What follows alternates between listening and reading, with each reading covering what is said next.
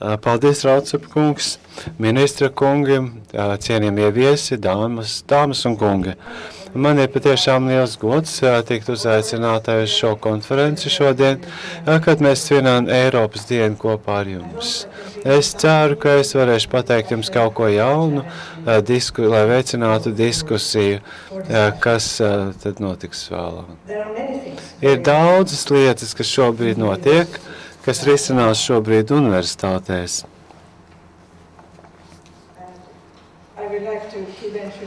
Es gribētu minēt tikai dažas no lietām, kas ir dienas kārtībā, proti runa ir par mūža izglītību.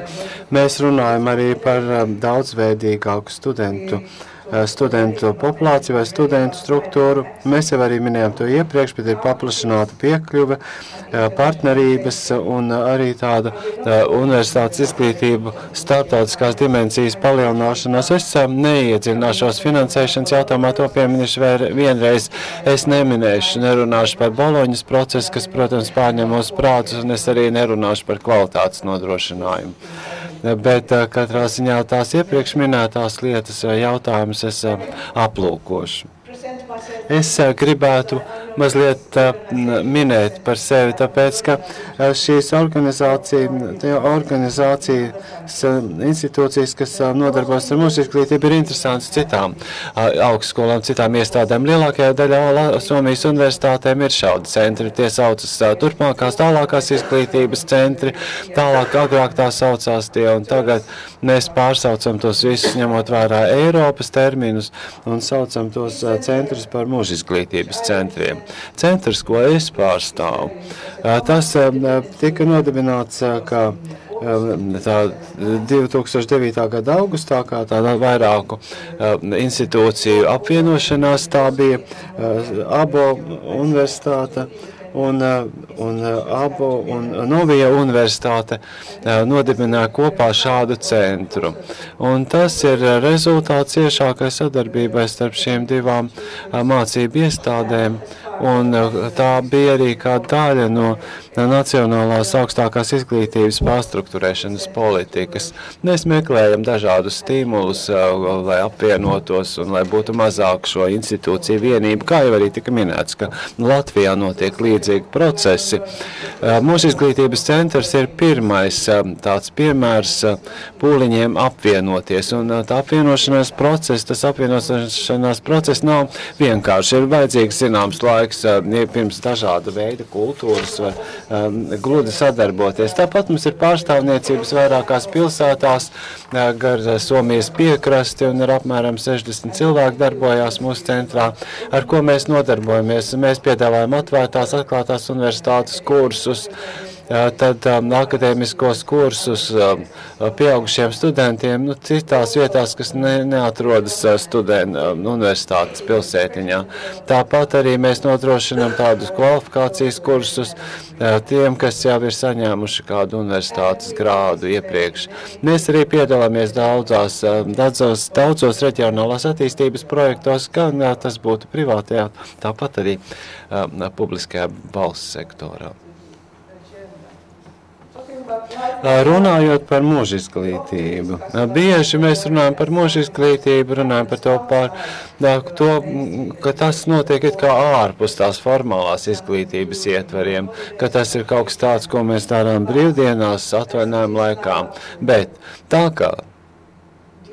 tā kā šī mūža izglītība šodien tiek definēta, un arī praksē mēs redzam to, ka mūža izglītība ienāk ļoti lielā mērā un kļūst integrēta parastajā universitātes izglītības darba izglītībā.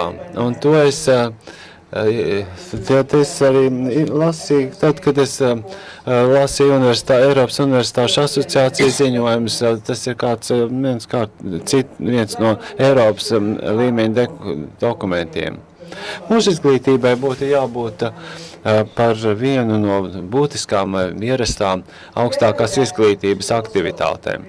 Kopā mums vajadzētu atcerēties arī to, ka tā ir jābūt specifiskai reģionālā, nacionālajam un institucionālajam kontekstam, tāpēc, ka var būt ļoti dažādas formas, kā mūža izglītība tiek realizēta. Un tas, protams, ir vienas no sekām. Tad mēs raugamies uz studentu skaitu un struktūru. Mums ir vajadzīgi studenti, kas ir dažāda vecuma, kas ienāk un iziet no sistēmas, kas izmanto sistēmu. Mums ir jābūt spējīgiem radīt šādas iespējas. Tāpēc pastāv iekšējais spiediens bezdarbs, nepieciešamība papildināt prasmes un iemaņas, un šodien, protams, ekonomika balstās uz zināšanu, vajag plašāku pārstāvniecību, un tieši tāpēc mūža izglītība gludi lēnām, tā aizvien augstāk nonāks dažādu augstākās izglītības mācību iestāžu dienas kārtībā.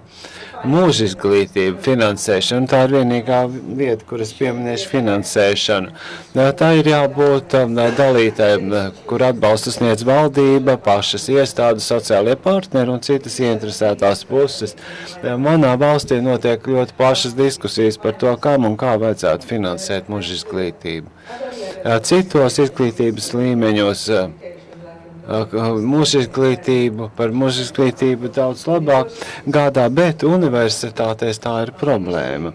Finanšu ministrija ir ļoti pret to, ka šādas aktivitātes tiktu realizētas universitātē. Tās gribētu šos turpmākās, tālākās vai mūža izglītības pasākumus privatizēt, ka tas ir biznesa universitāte, ka tur nevajag nodarboties biznesa universitātēm, bet es baidos, ka es to nevaru atbalstīt.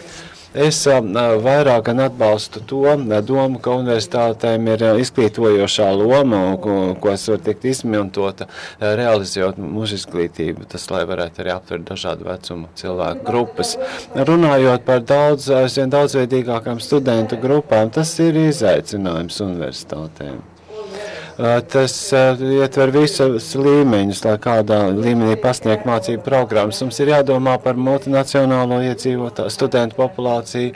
Mums ir starptautiskie studenti mūsu programmā, kas mācās, un tāpat arī mēs gaidām. Mums arī, protams, daudz lielāka būs arī dažādība vecuma ziņā studentu grupās.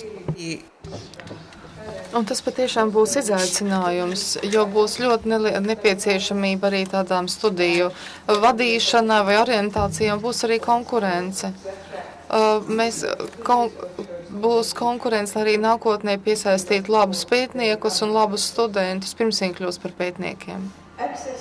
Piekļuve un pieejamība. Tas ir vēl viens svarīgs jautājums. Kādā veidā universitātes varēs nākotnē piesaistīt vairāk studentu? Mēs runājam par demografiskajām perspektīvām, mums tiešām par to ir jādomā ļoti plaši. Kaut ko mēs varam darīt attiecībā uz fizisko plānošanu tīri vai universitāšu pilsētiņām, bet arī, kā jau es minēju, to, ka mums jānodrošina arī jādomā par vadību, par arī ļoti elastīgām studiju formām, e-studijām un tam līdzīgi. Svarīgums, pēdējais, bet nemaz svarīgākais, pirms pārējām pie nākamās tēmas. Skolēnu pēc tam nodarbinātība vai viņu spēja iegūt darbu. Tas ir daudz svarīgāk nekā agrāk. Kad es studēju pirms daudziem desmitiem gadu, bija pietiekami pabeigt universitāti, un tas noderēja ļoti ilgam laikam nākotnē. Bet tagad mums ir darba tirgus, kas ļoti strauji mainās. Un vajadzības uzņēmumu ražošanas vajadzības mainās un arī diezgan ātri nomainās. Dažas aizvarās industrijas, jaunas rodās, un tāpat arī universitātēm ir jābūt elastīgām, un universitātēm ir jāspēj reaģēt uz mainīgajām vajadzībām sabiedrībā. Vai mums ir jāiet no tādas masveida izglītības uz ļoti tādu adaptētu, ļoti personiski tādu izstrādātu izglītību? Tas arī ir viens jautājums, par ko mums jāpadomā. Vai arī mums varētu būt tāda izglītība pēc pieprasījuma, kad cilvēki atnāk un tikai izvēlās tos eksāmenus, kuri viņiem vajadzīgi. Jaunie studiju ceļi. Tas arī ir, piemēram, mācīšanās darba vietā. Es esmu daudz ar to strādājis kopā ar tehnoloģiju fakultāti manā universitātē. Arī citas lietas, kas tagad ir ļoti augstu darba kārtībā. Visā Eiropā arī tiek atzīta šī neoficiāli iegūtā vai ārpus izglītības iestādēm iegūtā izglītība un tās akreditācija. Un šos jaunās iespējas mēs pētam kopā sadarbībā ar dažādām ekonomikas nozarēm, gan vietēji, gan visas valsts nozarē, gan starptautiskajā nozarē. Mēs cenšamies jau tagad veidot partnerattiecības līmenī, jau bakalaura studiju līmenī ar apkārtējām ekonomikas nozarēm. Un tādā veidā mēs gribam tiešām ļoti šo izglītību izveidot tā ļoti personisku, lai studentiem būtu ļoti personiski studiju ceļi. Un to var izmantot arī kā ceļu, kā piekļuvi augstākā izglītībā, ja cilvēkiem ir, protams, šī pieredze iepriekšējā studijas vai iepriekšējā pieredze, ir arī piekļuve, tas ceļš, kā cilvēki ieiet augstākā izglītībā, ne tikai parastais ierastais no vidusskolas, no ģimnāzijas universitātē, bet tos var izmantot arī kā augstākās izglītības elementus. Un mums, daudziem no mums, kas ir strādājuši tradicionālajās universitātēs, tas ir kaut kas jauns. Arod izglītībā tas ir ļoti dabisks, kad cilvēki aiziet pastrādā savā nozarē, atgriežas studijās, un tas tiek darīts ļoti ciešā sadarbībā. Kaut gan man jāteic, manā valstī esmu secinājusi, ka nemaz tik viegli un tik labi tas viss tur nenorit, ka šo modeli vēl iespējams attīstīt un uzlabot, tā lai patiešām tas atbilstu darba tirgus vajadzībām un nozares vajadzībām. Un mēs ar tehnoloģiju fakultāti arī sadarbojāmies šajā ziņā. Viņi gribēja fakultāte gribēja maģistra līmeņa programmu, kas būtu ļoti ciešā sadarbībā ar attiecīgām nozari, ar industriju, lai izglītība patiešām atbilstu gan studējošā vajadzībām, gan arī darba vietas vajadzībām. Francijā, piemēram, viņi ir aizgājuši tik tālu, ka viņi var atzīt arī pilnu grādu caur šo neoficiāli iegūto izglītību un iepriekšējo pieredzi. Un tas ir kaut kas pilnīgi jauns. Tāds Francijā šis likums ir pieņems 2002. gadā, ka jūs tā tad var novērtēt, likt eksāmenu un akreditēt un piešķirt jums pilnu grādu. Tur gan būtu pēc iepriekšējās pieredzes, un tas var būt dažādi, gan iepriekšējie pētījumi, gan darbs, gan kaut kādi studiju gadi, bet jums ir tiesības tikt akreditētam. Un es domāju, ka šis modelis agri vai vēl ienāks arī mūsu valstīs, iepriekš iegūtās vai ārpus formālās izglītības iestādēm iegūtās izglītības akreditācija. Un izglītības, tas, ka izglītība kļūst starptautiska un arī reģionālā sadarbība, tā vienmēr bijusi aktuāla. Un ne jau tikai tāpēc, ka mēs šodien svinam Eiropas dienu. Agrāk augstākās izglītības, tas, cik lielā mērā augstākā izglītība iegūst šos starptautiskos sakarus, tas lielā mērā balstījās uz personiskiem sakariem. Kādu bija pasniedzēji, profesoru personiskie sakari, satikšanās konferencēs un tam līdzīgi. Bet šobrīd notiek nomaiņa. Tiek veidotas ļoti strateģiskas partnerības starp dažādām mācību iestādēm. Mēs ejam tagad nevis no kvantitatīvām, bet uz kvalitatīvām partnerattiecībām. Mēs skatāmies, kur ir vislabākie ieguvumi, ko varētu nodrošināt sadarbība. Tajā pašā laikā šī starptautiskošana vajadzētu integrēt, iestrādāt visās universitātes darbībās. Visiem vajadzētu būt iesaistītiem studentiem, viņiem ir mobilitāte, un arī pētniekiem arī doties citur un paplašināt, padziļināt savas zināšanas. Un tāpat arī ne tikai pasniedzējiem, bet universitāšu administrācijai, vadībai arī tas ir nepieciešams. Starptautiskās partnerības, kāda ir lielākie ieguvumi? Lielākais ieguvums ir tas, ka uzlabo kritisko masu pētījumos. Proti, ka mums ir arī Ziemeļvalstu līmenis, ir arī šī baltā grāmata un izstrādāt, un tas patiešām būtu liels sasniegums. Tāpat arī ir iespējams paplašināt arī izglītības piedāvājumu un arī uzlabot, nostiprināt institūcijas mācību iestādes reputāciju. Es minēju arī iepriekš jau Eiropas Universitāšu asociāciju, kura sagatavo ziņojumus, pārskatus gan arī vai katru gadu. Un šis ziņojums par 2010. gadu tur ir teikts, ka nākotnē Universitātes uzskata, ka vissvarīgākās attīstības tendences būs šī starptautiskošana, kvalitātes nodrošināšana un Boloņas process. Šobrīd tā kārtība vai secība ir pretējā. Šobrīd tiek teikts, tajā ziņā bija teikts, ka 2009. gadā Boloņas procesa, kvalitātes nodrošināšana un tikai 3. vietā bija starptautiskošana. Bet tā kā kvalitātes nodrošināšana un Boloņas process jau tas vairāk vai mazāk ir izdarīts, tad arī tiek ieviesta starptautiskošana un šeit starptautiskajam aspektam vajadzētu būt būtiskam universitātes aktīvam. Tagad es runāšu par sadarbību starp universitātēm un arī augstākās izglītības jomā Baltijas jūras reģionā. Mums ir divpusēji līgumi, ir dažādi pētniecības tīkli neskaitāmi, ir tematiskie sadarbības tīkli.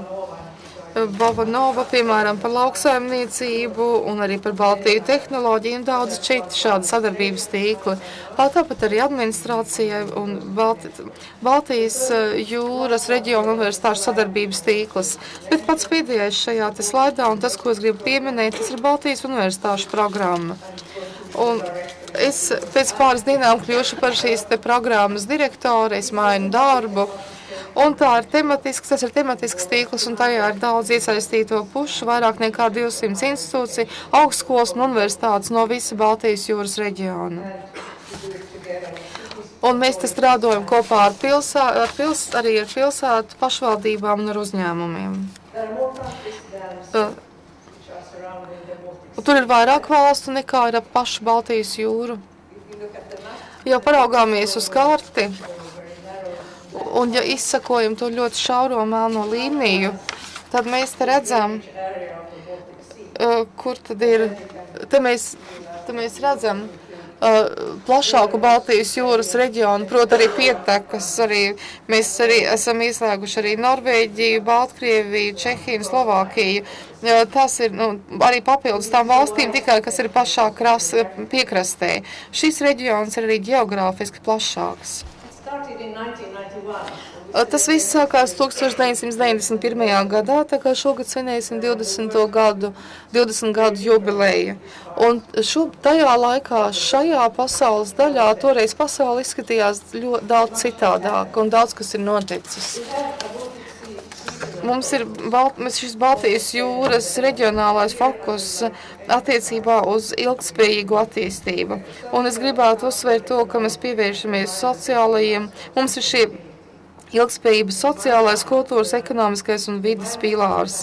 Un, manuprāt, par vides aspektiem ir diezgan daudz. Mēs labi esam rūpējušies, tur nav vairs daudz palicis, ko darīt, bet mums noteikti vajadzētu vairāk koncentrēties uz sociālo un kultūras aspektu. Jo es uzskatu, ka mums ir arī jādomā un jārūpējas par cilvēku ilgtspēju, un tas jādara ļoti drīz un jāpievērš arī šiem aspektiem. Un arī jāpaplašina pētījumi šajā jomā. Mēs esam kopā veidojuši kursus, mēs esam arī vērtējuši skolotāju kompetenci un esam atbalstījuši universitāšu starptautiskošanos. Un tā kā mēs koncentrējamies uz reģionu, tad mums ir arī ļoti svarīgi, lai visas valsts piedalītos tajā, ko mēs darām. Ja mēs veidojam kaut kādu kursu paketi, mums ir jāiekļauj viss reģions, mums jāsaņem ieguldījums no katras valsts, cik vien lielā mērā tas ir iespējams. Un te tikai pāris grāmatas. Varbūt daži no jums jau tās esat redzējuši. Tas ir par vides pārvaldības sistēmām, par pilsētu plānošanu un kultūru politiku un sabiedrībām.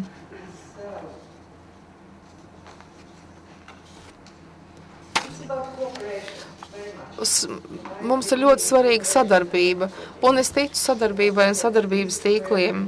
Es uzskatu, ka te mums patiešām tā ļoti laba platforma, kas ļaus mums virzīties uz priekšu. Arī atbilstoši visām tādiem tematiem un tiem izaicinājumiem, kas parādīties augstākajā izglītībā turpmākajos gados. Un mums ir tāds studentiem vasarā burāšanas kurs. Tas ir milzīgs multikulturāls pienākums, un tie skolēni iemācās daudz vairāk nekā lasot grāmatas. Ja viņi kā komanda kopā burā, viņi iemācās daudz vairāk nekā vienkārši kopā tikai apgūstot kādus kursus. Un mums vajadzētu daudz vairāk padomāt par šādām lietām, ko mēs varētu darīt kopā. Baltijas universitātes programma. Tas ir tāds vadošais projekts Baltijas jūras stratēģijā, un par to mums arī jādomā. Bet mums ir jānostiprina sadarbības starp universitātēm Baltijas jūras reģionā. Un es gribētu uzaicināt jūs visus pievienoties šim tīklam, tas ir atvērts visiem. Paldies!